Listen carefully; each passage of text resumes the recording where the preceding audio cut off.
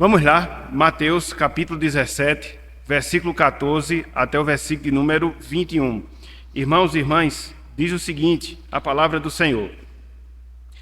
E, quando chegaram para junto da multidão, aproximou-se dele um homem que se ajoelhou e disse: Senhor, compadece do meu filho, porque é lunático e sofre muito, pois muitas vezes cai no fogo e outras muitas na água. Apresentei-o a teus discípulos, mas eles não puderam curá-lo.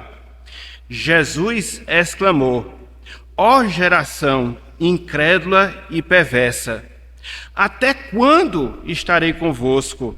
Até quando vos sofrerei? Trazei-me aqui o menino. E Jesus repreendeu o demônio, e este saiu do mesmo, e desde aquela hora ficou o menino curado. Então os discípulos, aproximando-se de Jesus, perguntaram em particular: Por que motivo não podemos nós expulsá-lo? E ele lhes respondeu: Por causa da pequenez da vossa fé. Pois, em verdade vos digo que, se tiverdes fé como um grão de mostarda, direis a este monte: Passa daqui para acolá, e ele passará. Nada vos será impossível. Verso 21. Mas esta casta não se expele, senão por meio de oração e jejum. Até aqui, até o versículo 21. Que o Senhor nos abençoe e que Ele aplique em nossos corações a porção lida da sua santa, da sua bendita palavra. Amém. Meus irmãos, minhas irmãs, há alguns assuntos, há alguns temas na Bíblia que eles são por demais, mas por demais mesmo controversos, vamos assim dizer, polêmicos, vamos assim falar. Por quê? Porque são temas, são assuntos que nós encontramos nas Escrituras Sagradas, que nós encontramos na Palavra de Deus, e que, na medida em que a gente vai estudar, na medida em que a gente vai se aprofundar nesses temas, a gente observa algumas interpretações diferentes, às vezes completamente divergentes, e muitas vezes causa um nó, vamos assim dizer, na nossa mente, porque a gente não sabe qual caminho se dirigir, em que a gente deve acreditar, quais são as crenças que nós devemos ter sobre determinados assuntos. A título de exemplificação, um desses assuntos polêmicos que muitas vezes nós nos deparamos na Palavra de Deus é o que diz respeito ao jejum. É o que diz respeito ao jejum. Por quê? Porque se levantam várias indagações. Se levantam várias indagações em relação a esse tema. Será que o jejum é uma prática espiritual, é um exercício religioso que ainda permanece em nossos dias?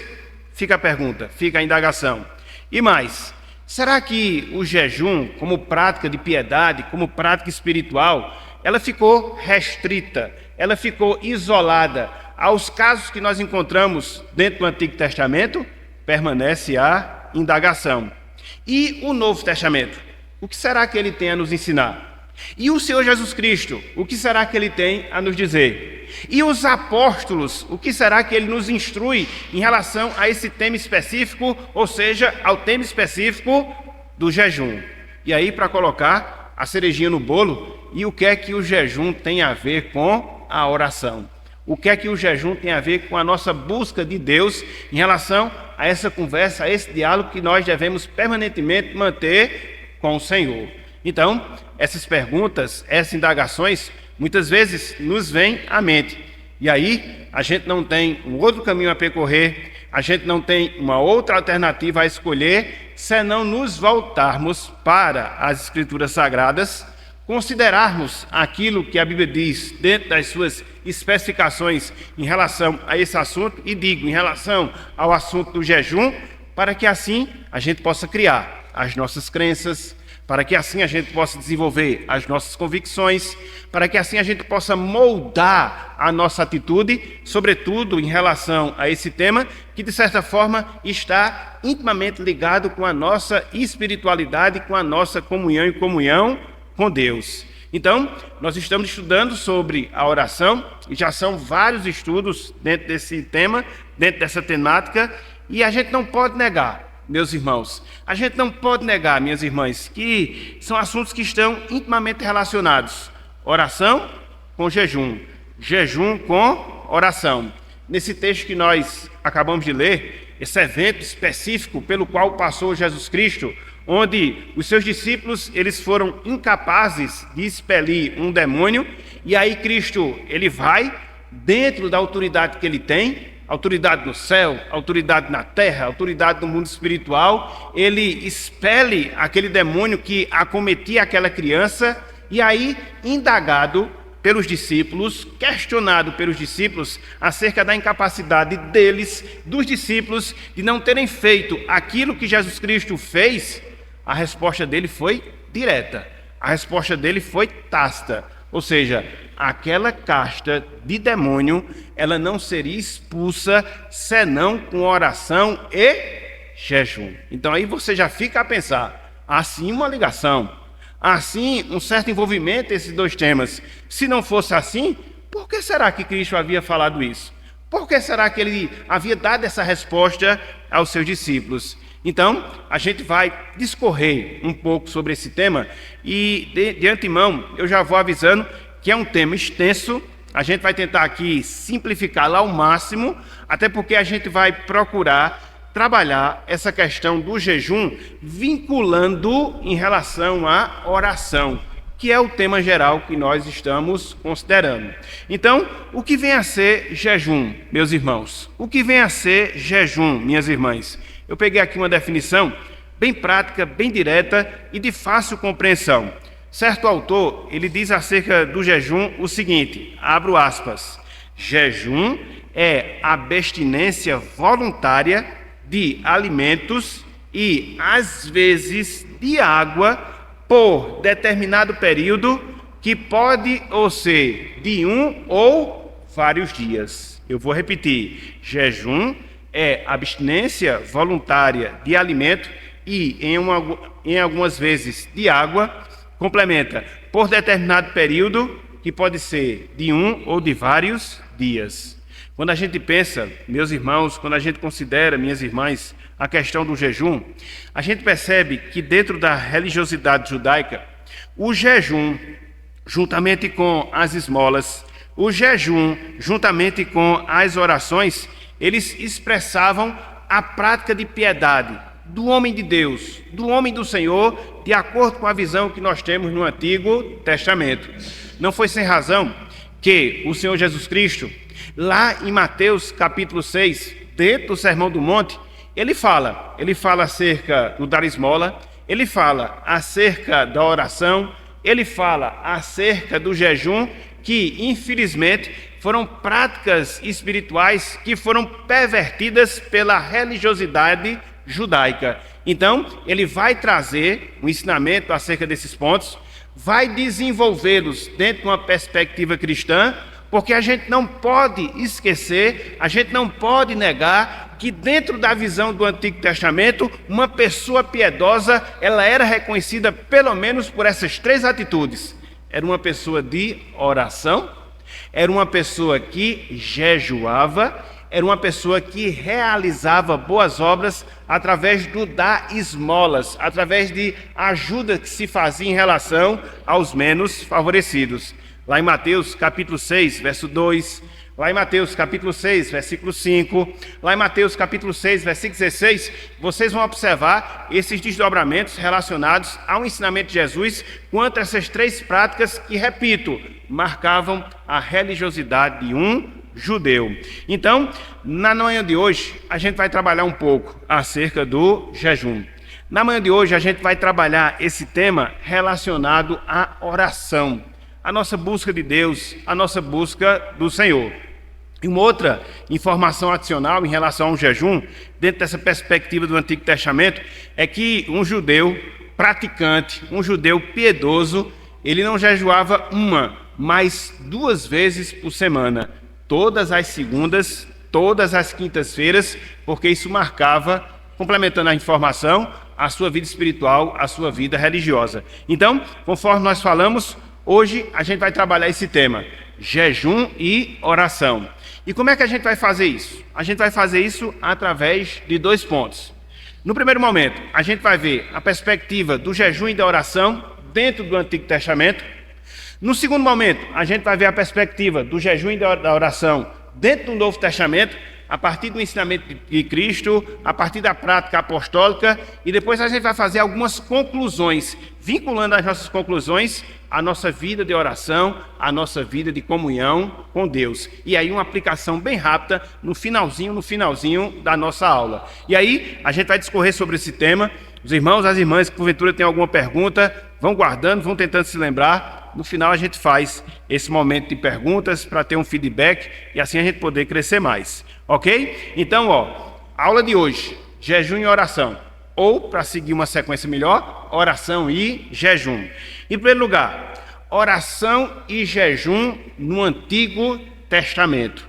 Oração e jejum no Antigo Testamento.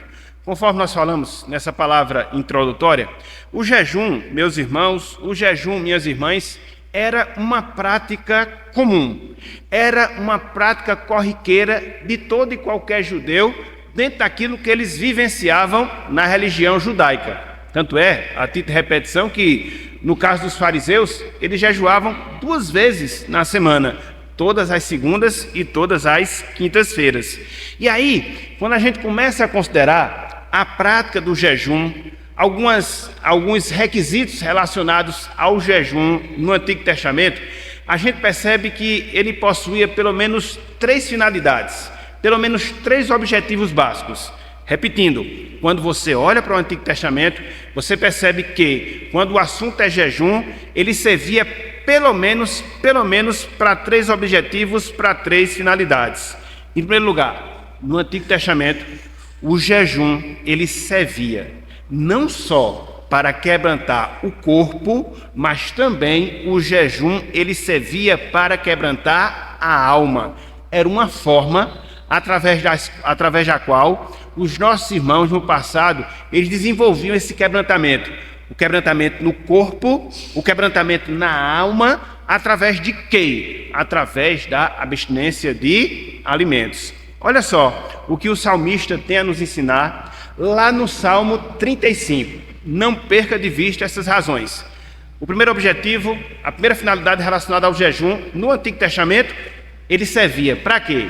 Quebrantar a alma, para quê? Quebrantar o corpo. Abram aí, por favor. Salmo 35, versículo 13. Salmo 35, versículo 13. Aqui você vai ver uma afirmação muito clara nesse sentido, certo?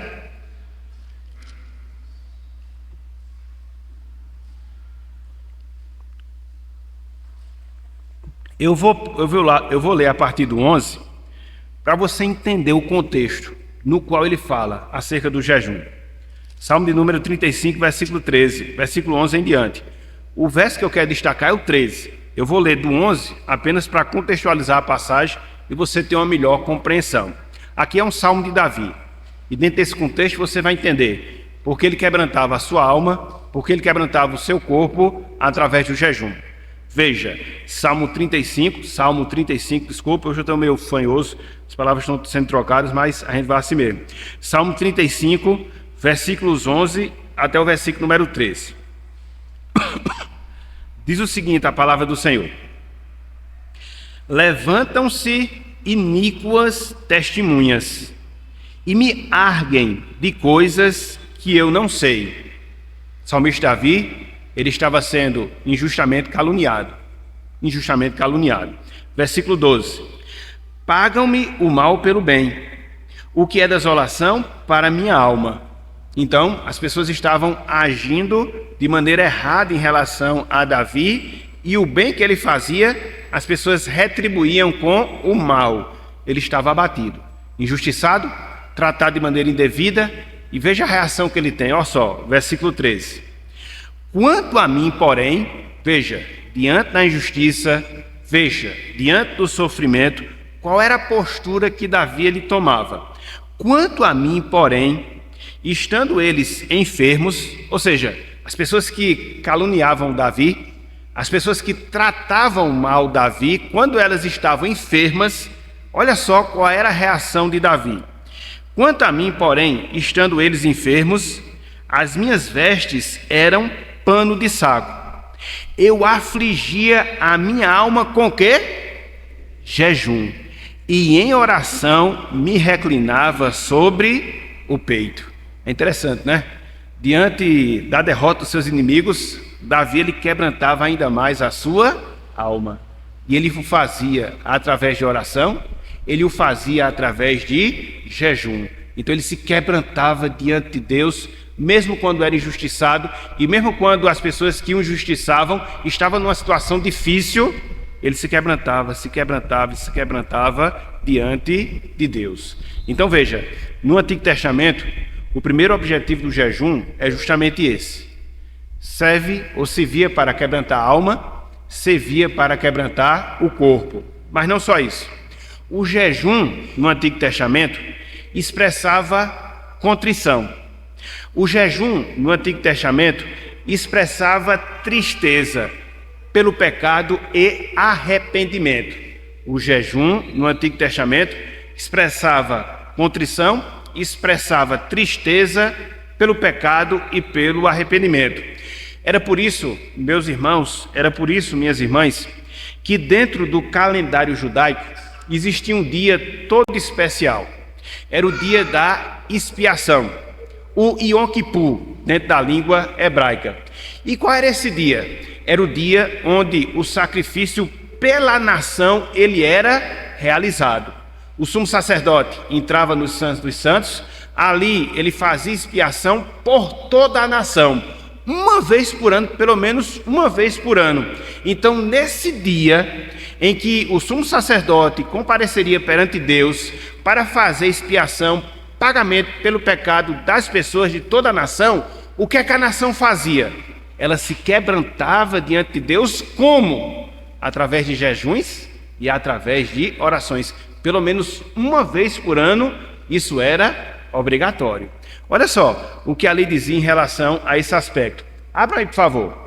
Livro de Levítico, capítulo 16. Levítico, capítulo 16.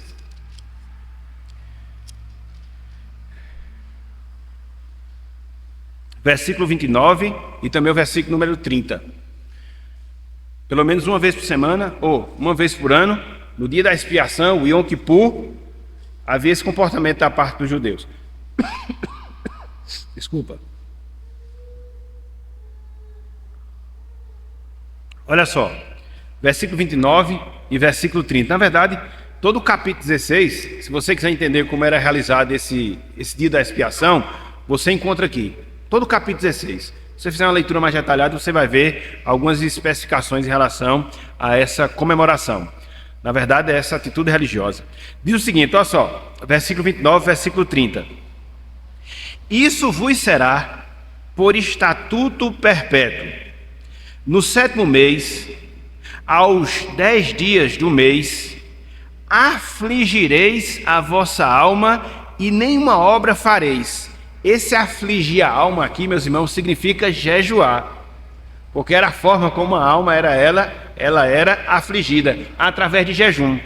Então ele diz, ó, afligireis a vossa alma e nenhuma obra fareis, nem o natural, nem o estrangeiro que peregrina entre vós.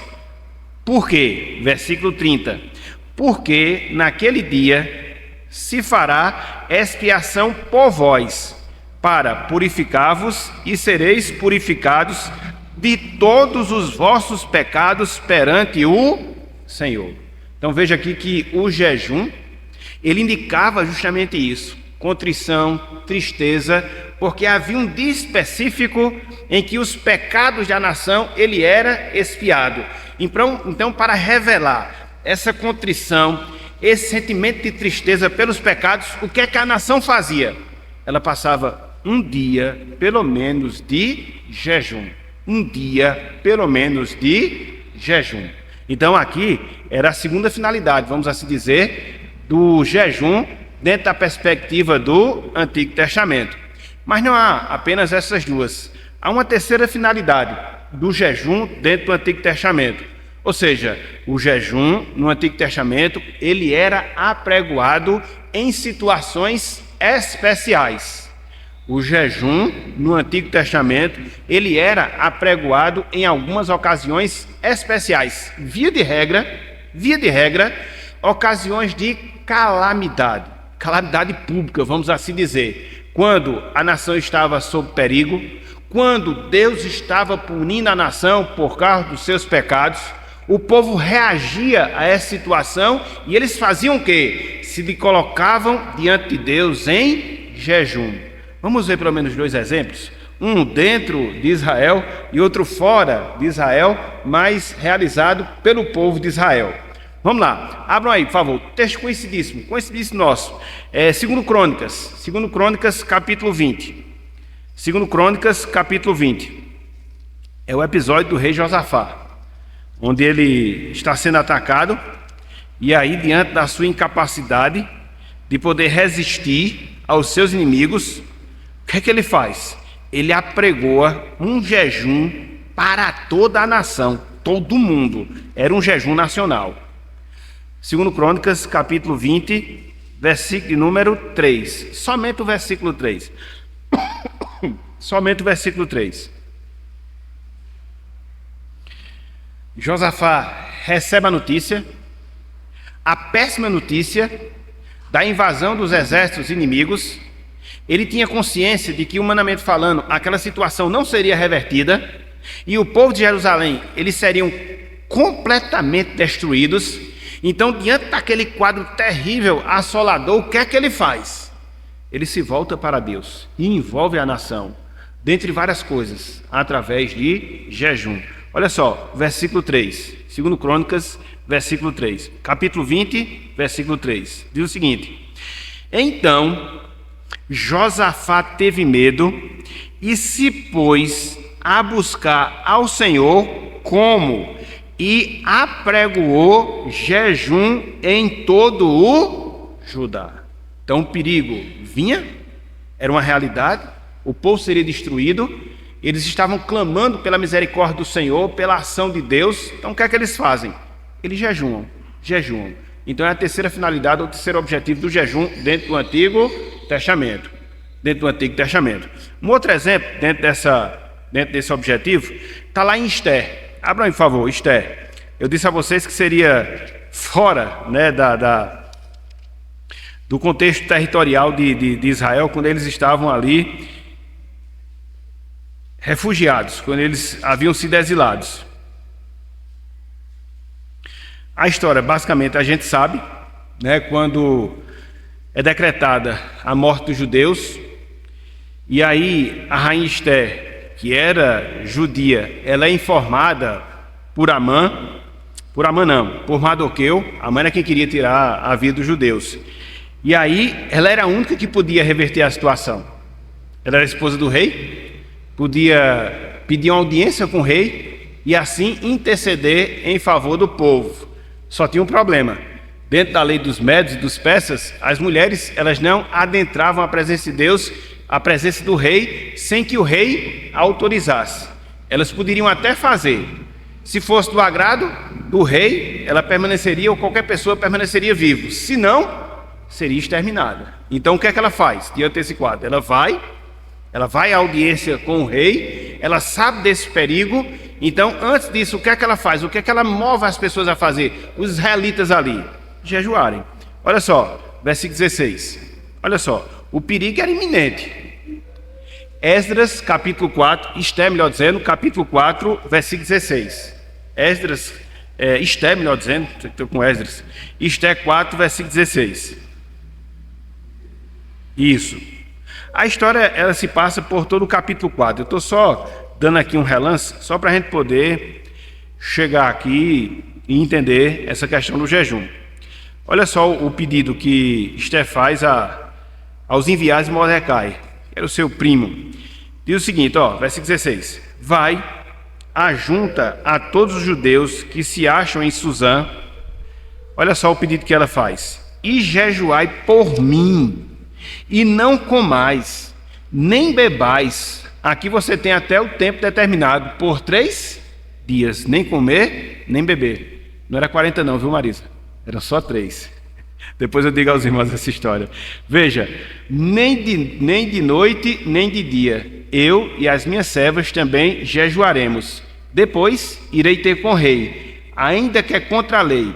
Se perecer, perecer. Então, ela envolve o povo a estar na presença de Deus, a interceder pela audiência, diante do perigo que ela corria, consequentemente toda a nação. Isso é marcado através dos jejuns dela, das suas servas e também, por extensão, de toda a nação. Então, você observa aqui, 3 objetivos do jejum no Antigo Testamento. Servia para quebrantar a alma e o corpo, expressava contrição por causa dos pecados e era realizado em situações de calamidade nacional, quando o povo estava em extremo perigo e se voltava para Deus. Então, em resumo, no Antigo Testamento, os judeus, eles costumavam jejuar quando estavam arrependidos e contristados por causa dos seus pecados. Os judeus, eles costumavam jejuar quando se sentiam angustiados por alguma calamidade. E, em terceiro lugar, os judeus, eles jejuavam quando queria que Deus os atendesse. Pelo menos essas 3 finalidades, esses 3 objetivos. Agora, quando você considera essa questão do jejum no Antigo Testamento, você observa que, infelizmente, como está na capacidade do homem, eles perverteram. Alguns judeus, alguns israelitas, eles perverteram completamente a questão do jejum. Eles, pelo menos alguns deles, não compreenderam a natureza espiritual do jejum, a conexão que o jejum tinha com a oração, e muitas vezes eles apregoavam o jejum apenas de forma ritualística, apenas de forma mecânica, apenas de forma religiosa. A gente observa também esse aspecto negativo em relação ao jejum quando a gente estuda o Antigo Testamento. As 3 finalidades às quais nós fizemos menção, elas eram nobres? Sim. Afligir o corpo, afligir a alma, contristar-se, entristecer-se por causa dos pecados, se voltar para Deus em tempos de calamidade. Esses objetivos, eles eram louváveis, eles eram positivos. Agora, infelizmente, algumas pessoas, alguns judeus, perverteram completamente a questão do exercício do jejum, esquecendo a sua natureza espiritual, esquecendo a necessidade que ele tem dentro de uma vida de oração, e fizeram apenas de maneira mecânica, de maneira religiosa. É contra isso que os profetas falam, é contra isso que o Senhor Jesus Cristo fala. É por isso que muitas vezes, quando as pessoas elas falam e elas querem defender que não existe mais necessidade de jejum, que é uma prática obsoleta, que está fora do tempo, muitas vezes se apega não nos objetivos louváveis, os 3 aos quais nós fizemos menção. Via de regra, para justificar que não há mais necessidade, se apegam nesses textos onde os mesmos estão aplicados apenas à aplicação indevida que alguns judeus tiveram em relação ao jejum. Mas nem por isso ele é invalidado, o fato da gente não utilizá-lo corretamente. Olha só, alguns exemplos. Eu vou ler só um, por causa do tempo, para não me estender muito aqui e a gente ultrapassar o tempo da nossa aula. O mais conhecido de todos, abram aí, por favor, Isaías 58. Isaías 58. Tem gente que se apega nesse texto, ou a esse texto, e diz: não, o jejum não é mais necessário. Não, o jejum é restrito ao Antigo Testamento. Não, o jejum foi pervertido e o jejum de Deus agora é outro. Aí tenha cuidado quando você fizer essas afirmações, porque você tem que se ater ao contexto de cada passagem, você tem que ter um conhecimento mais geral do assunto por todas as Escrituras, para que você possa chegar à conclusão dentro de bases mais sólidas, e não somente por um texto, muitas vezes até mal interpretado.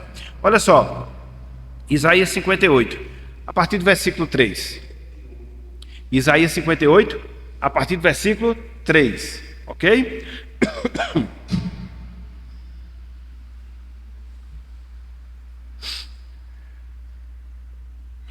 Diz o seguinte, Isaías 58:3. Dizendo: por que jejuamos nós? E tu não atentas para isso. Questionamento do povo em relação a Deus. O povo jejuava, Deus não atentava. Porque afligimos a nossa alma, e tu não levas em conta. Eis que no dia em que jejuais, cuidais dos vossos próprios interesses, e exigis que se faça todo o vosso trabalho. Verso 4.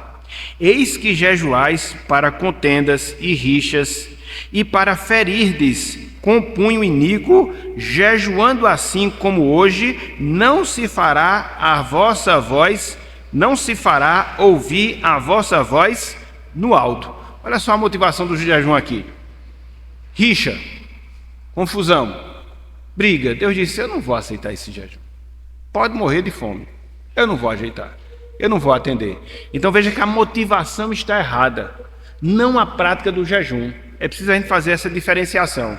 Às vezes você tem uma prática que é correta e você tem uma motivação que é errada. Mas a motivação errada, ela não pode invalidar uma prática que é correta. Você pode, por exemplo, querer aprofundar o seu conhecimento na Bíblia. Isso é uma prática louvável. Mas a sua motivação é querer saber demais do que os outros para desfazer dos outros. Uma motivação errada. Mas não significa que a prática esteja errada. Então a gente tem que fazer essa separação. Motivação e prática, para que a gente não seja incoerente. Olha só, versículo número 5. Olha só. Seria este o jejum que escolhi, que o homem um dia aflige a sua alma, incline a sua cabeça como um junco, sentido da contrição, e estenda debaixo de si pano de saco e cinza? Chamarias tu a isto jejum e de aceitável ao Senhor? Verso 6. Porventura, não é este o jejum que escolhi, que soltes as ligaduras da impiedade, desfaças as ataduras da servidão, deixes livres os oprimidos e despedace todo jugo? Sim, isso aqui é correto, mas não significa dizer que o jejum está errado. Errado ele está quando você jejuma com as motivações erradas. Então o que o profeta quer falar aqui não é desfazer da prática do jejum, nem tampouco dizer que ele não é mais usável, utilizável. Não. O que ele está dizendo aqui é que Deus aceita o jejum quando as motivações elas são corretas, quando as motivações elas são piedosas. Mas em nenhum momento você vê Deus desfazendo dessa prática, porque se assim fosse, meus irmãos, somente isolando o Antigo Testamento, a Bíblia iria entrar em contradição, e ela não entra. A gente não viu os 3 objetivos, as 3 finalidades do jejum no Antigo Testamento? Então como é que no próprio Antigo Testamento iria se desfazer esses objetivos? Não pode. Eles são harmonizáveis, e é isso que acontece. A questão do jejum não é ser feito ou não. A questão do jejum, da oração, do dar esmola ou de qualquer atitude espiritual é a motivação com a qual nós fazemos essas coisas. A motivação do nosso coração. Se é para a glória de Deus ou qualquer outro argumento, qualquer outro motivo que não seja piedoso. Então, aqui você observa o jejum e a oração dentro da perspectiva do Antigo Testamento. Afligir a alma e o corpo, se quebrantar por causa dos pecados e clamar pela atuação divina, sobretudo em situações de calamidade. Fazendo essa observação, às vezes as pessoas usavam a prática do jejum de maneira equivocada. E aí, o que é que você vê? Você vê, em segundo lugar, essa prática, ou seja, o jejum, juntamente com a oração, no Novo Testamento, que é a segunda parte da nossa aula, a segunda parte do nosso estudo na manhã de hoje. A oração e o jejum no Novo Testamento.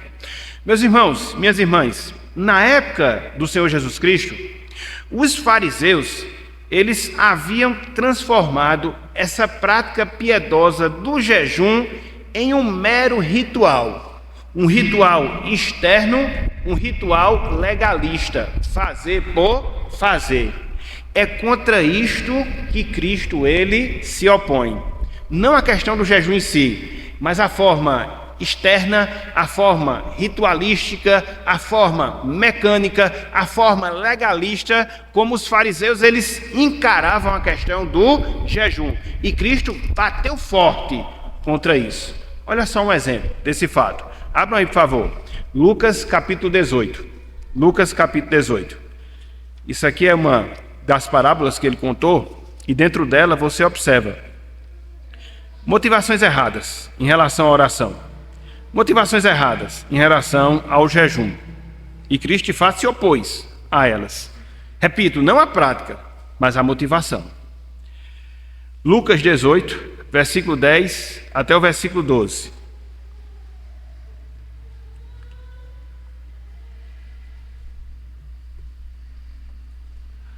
Olha só, a parábola do publicano e do fariseu. Lucas 18, 10 a 12. Diz o seguinte, olha só a motivação do fariseu aqui. Cheio de orgulho, cheio de si. Era contra isso que Cristo se opunha. Contra o sentimento errado, a motivação errada. Olha só. 2 homens subiram ao templo com o propósito de orar. Um fariseu e o outro publicano, extremos opostos. O fariseu, posto em pé, orava de si para si mesmo dessa forma: ó Deus, graças te dou, porque não sou como os demais homens, roubadores, injustos e adúlteros, nem ainda como este publicano. Olha só o que ele fala acerca dele, versículo 12. Jejuo 2 vezes por semana e dou o dízimo de tudo quanto ganho. Cristo disse, não serve de nada. O jejum não serve de nada. Porque aqui ele jejuava para quê? Para se colocar num patamar superior em relação àquele publicano. Entenderam aquilo que eu falei? Que os judeus eles jejuavam 2 vezes por semana. É o que ele fala aqui. Acontecia toda segunda-feira, acontecia toda quinta-feira, todas as semanas. Eram dias que eles separavam para jejuar. E aí Cristo ele critica, não a prática do jejum, mas o motivo do jejum, se destacar em detrimento às demais pessoas. Então, é contra esse pano de fundo, vamos assim dizer, que Cristo ele se opõe quando ele fala acerca do jejum, contra a sua motivação. E aí a gente vê algumas verdades, alguns pontos relacionados ao jejum dentro do Novo Testamento, não só a partir de Jesus, mas também a partir dos apóstolos. Por exemplo, em primeiro lugar, Jesus ele esperava que os seus discípulos jejuassem. Jesus, em primeiro lugar, ele esperava que os seus discípulos, eles jejuassem.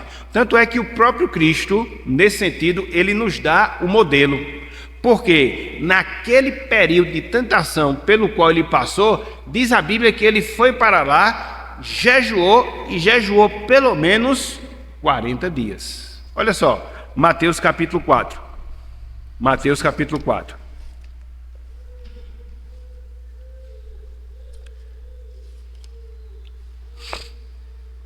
E lembrando aquilo que eu falei, que o jejum pode ser de comida, pode ser de água, pode ser dos dois juntos. Aqui no caso, o jejum de Jesus era de comida. Por quê? Porque diz a Bíblia que ele passou 40 dias jejuando, mas não que ele ficou 40 dias sem ingerir água, até porque a gente não pode. O nosso organismo ele só suporta 7 dias sem beber água. Ele desidrata, paralisa os rins e você vem a óbito. A questão da alimentação não. O ser humano ele pode até segurar 40 dias sem se alimentar. Fica numa situação difícil, mas humanamente falando é possível.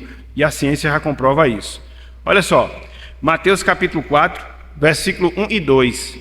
Veja, a seguir, depois do batismo de Jesus, foi Jesus levado pelo Espírito ao deserto para ser tentado pelo diabo. Veja, e depois de jejuar 40 dias e 40 noites, teve fome. Significa que ele teve sede, porque ele ingeria água. O jejum dele foi apenas de alimento. Foi por isso que, dentro desse período mais intenso de tentação, qual foi a primeira investida do diabo? Ele estava com fome. As 3 que são mencionadas nessa tentação de Jesus, qual foi a primeira tentação que o diabo ofertou a Jesus? Das 3. Foram 3 investidas que ele teve. Qual foi a primeira delas? Então, ele estava com fome. Foi a primeira coisa. Veja como Satanás é astuto. Ele procura os pontos fracos nossos. Ele procura as brechas. E ele vai ali de maneira bem assertiva, bem direta. Cristo estava com fome. A primeira tentação: transforme pedras em pães. Sacie a sua fome. Então, Cristo ele jejuou durante todo aquele período de tentação. Venceu o pecado, para que eu, você e nós hoje também possamos vencer o pecado, porque o nosso Salvador já venceu. Então veja, Cristo, ele esperava que os seus discípulos jejuassem. Em segundo lugar, Jesus também esperava que os seus discípulos jejuassem, só que da forma correta. Cristo, ele esperava que os seus discípulos jejuassem, só que da forma correta. E que forma é essa? Abram aí, Mateus capítulo 6, versículo 16 até o versículo 18. Mateus 6, 16 a 18. Ele não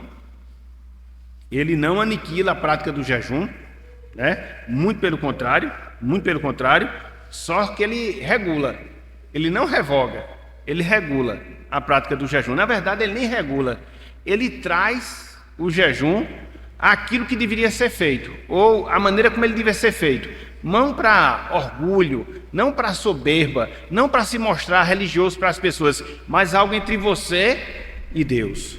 Por isso que é complicado, né? Quando a pessoa chega assim e diz: não, eu jejum, isso não é uma coisa que você fala. Se é individual, é você e Deus. Não precisa você falar, porque quando você fala, isso já dá um viés ali de que você quer se mostrar mais espiritual do que os outros. Quando o jejum é nacional, não tem problema, porque todo mundo está jejuando. Mas quando o jejum ele é individual, o ideal é que se siga as instruções que Cristo ele determina aqui em Mateus 6, 16 e 18. E quais são as instruções? Olhem só, versículo 16. Quando jejuardes, não vos mostreis contristados, como os hipócritas, porque desfiguram o rosto com o fim de parecer aos homens que jejuam. Em verdade vos digo que eles já receberam a recompensa. Veja que você não precisa ficar abatido: eu estou jejuando, ou pelo menos ficar abatido para a pessoa chegar e perguntar: por que você é assim? Por que você está assim? Porque eu estou jejuando. Não precisa disso, não precisa. Aí já perdeu todo o jejum, já perdeu completamente. Versículo 17. Tu, porém, quando jejuares, unge a cabeça e lava o rosto, ou seja, não dê nenhuma aparência que você está jejuando. Versículo 18. Com o fim de não parecer aos homens que jejuas, e sim ao teu pai em secreto, e teu pai que vem em secreto te recompensará. Jejum individual é na privacidade da sua vida com Deus. Ninguém precisa saber. Quando eu estava até conversando isso com Marisa, acho que Dona Socorro também, acho que Cláudio também, não sei se Cali estava ainda, nem estava saindo da reunião de oração. Marisa estava falando de determinado líder religioso que disse que fez 40 dias de jejum, mas não só foi de alimento não, foi de água. Aí fica difícil a gente acreditar em determinadas coisas. Não dá, meus irmãos, não dá. E a pessoa chega aí e se fala num podcast, para quê?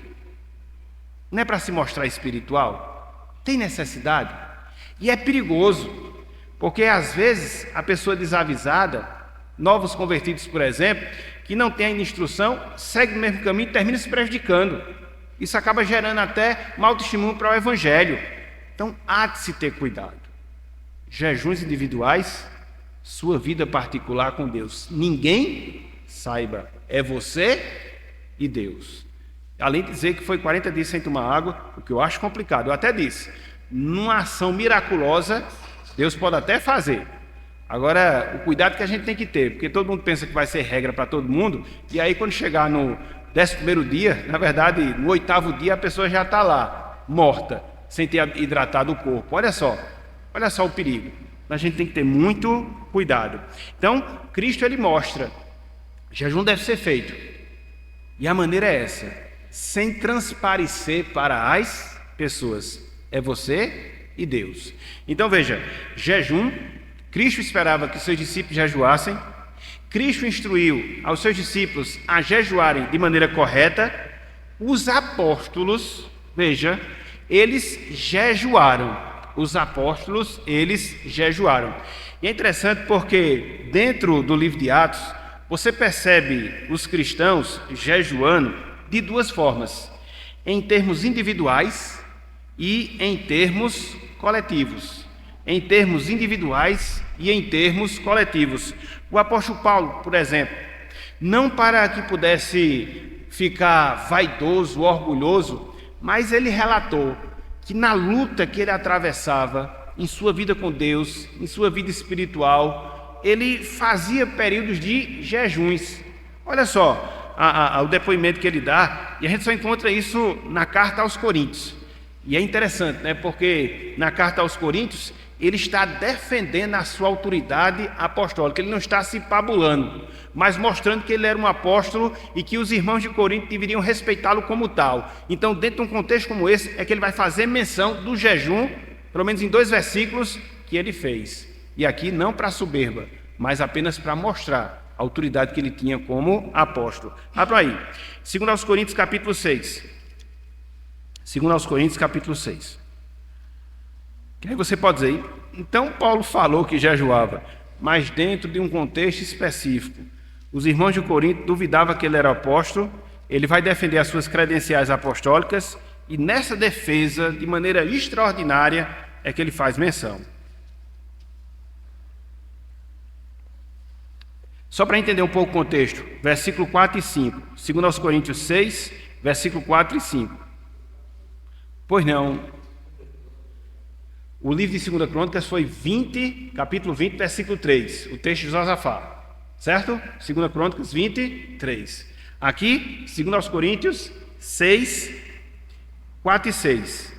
6, 4 e 5, melhor dizendo. 6, 4 e 5. Certo? Olha só o que diz aqui, ó. 2 Coríntios capítulo 6, verso 4 e 5. Pelo contrário, em tudo recomendo-nos a nós mesmos como ministros de Deus. Veja, ele está defendendo a sua condição de ministro e de apóstolo. Na muita paciência, nas aflições, nas privações, nas angústias, nos açoites, nas prisões, nos tumultos, nos trabalhos, nas vigílias, nos jejuns. Então ele está defendendo a sua autoridade apostólica. E ele vai seguir em relação a isso aí. Então ele não está fazendo para aparecer, mas apenas para defender uma credencial que ele possuía e que alguns irmãos de Corinto estavam desmerecendo. Então ele vai agora comprovar. Ele é desafiado a isso. Um pouco mais adiante, 2 Coríntios capítulo 11. Mais uma vez ele está mostrando aqui os sofrimentos pelos quais ele passou. E dentro dessas realidades adversas, a questão do jejum que ele teve que fazer em alguns momentos. Seu ministério. 2 Coríntios capítulo 11, versículo 27. Eu estou já me encaminhando já para a parte final do estudo, viu, meus irmãos? Depois a gente vai ter um momento aí de pergunta e dúvida. Diz o seguinte, ó, 2 Coríntios 11, 27. Em trabalhos e fadigas, em vigílias, muitas vezes, em fome e sede, em jejuns. Veja que ele passou fome e sede, a privação natural, mas em alguns momentos ele se absteve de comer. É interessante que ele vai na sequência, né? Fome e sede, e aqui foi uma coisa que não dependeu dele, o jejum que propositadamente ele fez. Então, no sentido individual, a gente vê a prática de jejuns. Paulo fala isso. No sentido coletivo, também. Em ocasiões especiais, meus irmãos, minhas irmãs, a Igreja de Cristo, ela jejuava. E a gente observa isso, pelo menos em 2 exemplos, no livro de Atos dos Apóstolos. Em primeiro lugar, quando a igreja ia empreender a primeira viagem missionária do apóstolo Paulo, quando ela vai designar os missionários, ela faz todo esse processo regando através de oração e jejum. Abra aí, Atos capítulo 13. Atos capítulo 13. Aqui seria a primeira viagem missionária. Primeira viagem missionária. E olha só como é que ocorre a escolha daqueles que iriam ir, né, pregar o evangelho. Atos 13, versículo 2 e 3. Os irmãos já da igreja de Antioquia.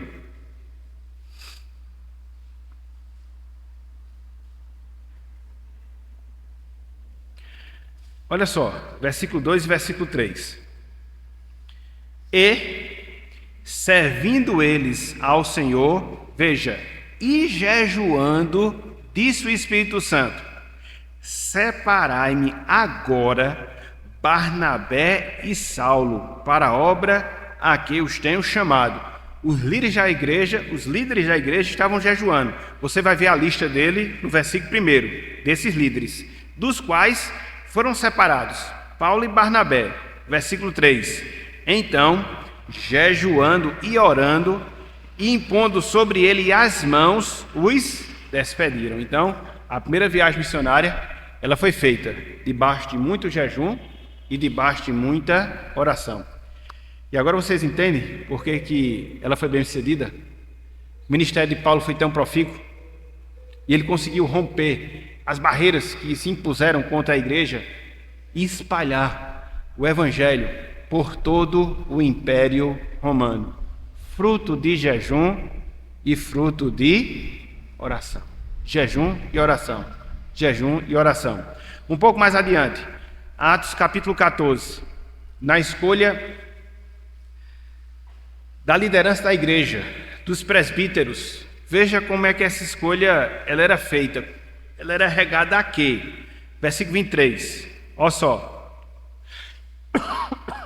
Versículo 23. Atos 14, versículo 23.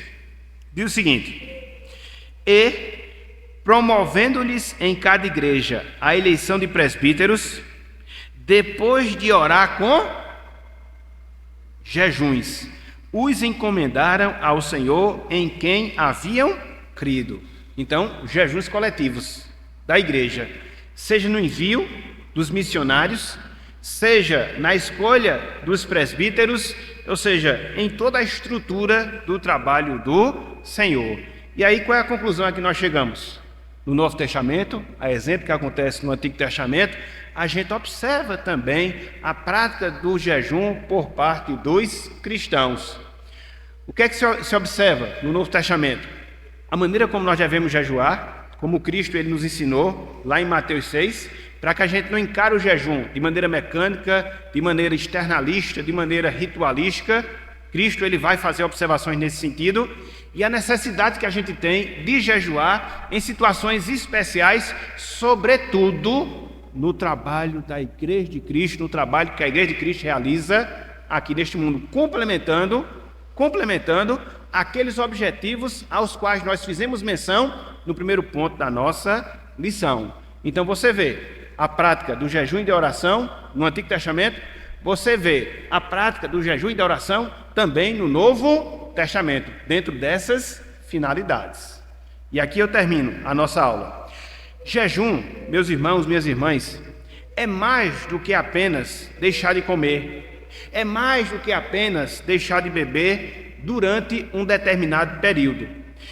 Implica em separar tempo para buscar a Deus em oração.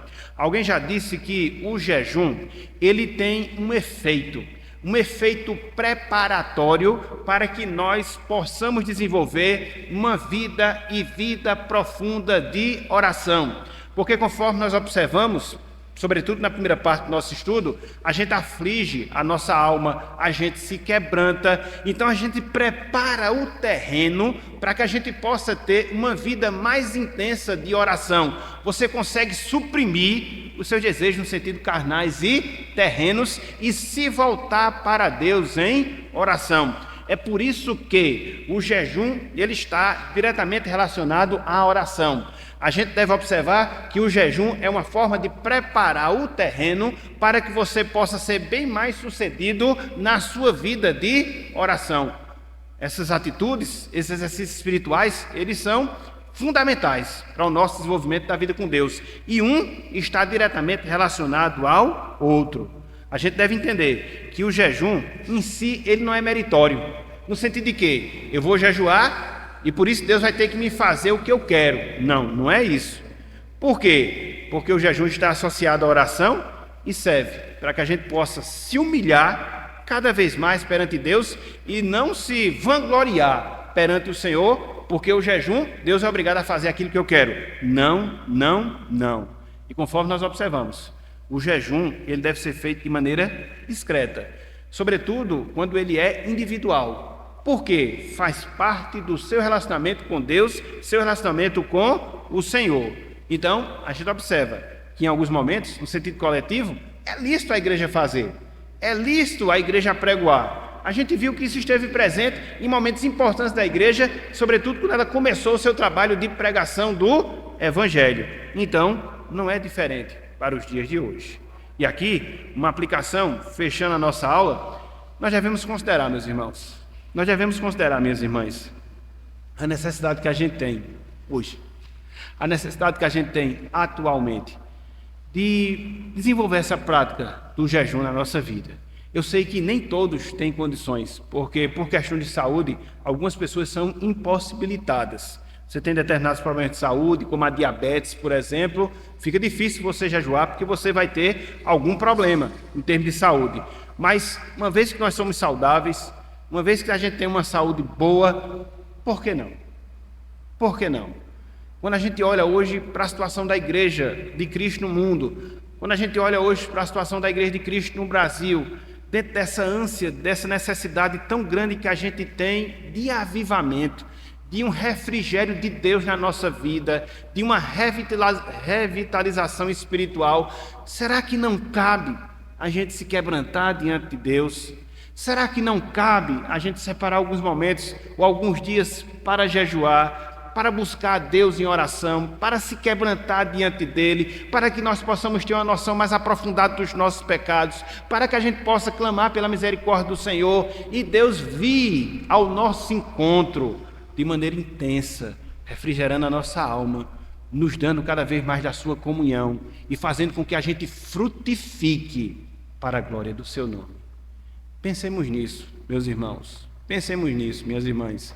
Agora, que a gente não possa esquecer que a oração, ela é melhorada, a oração, ela é mais desenvolvida quando a gente prepara através do jejum.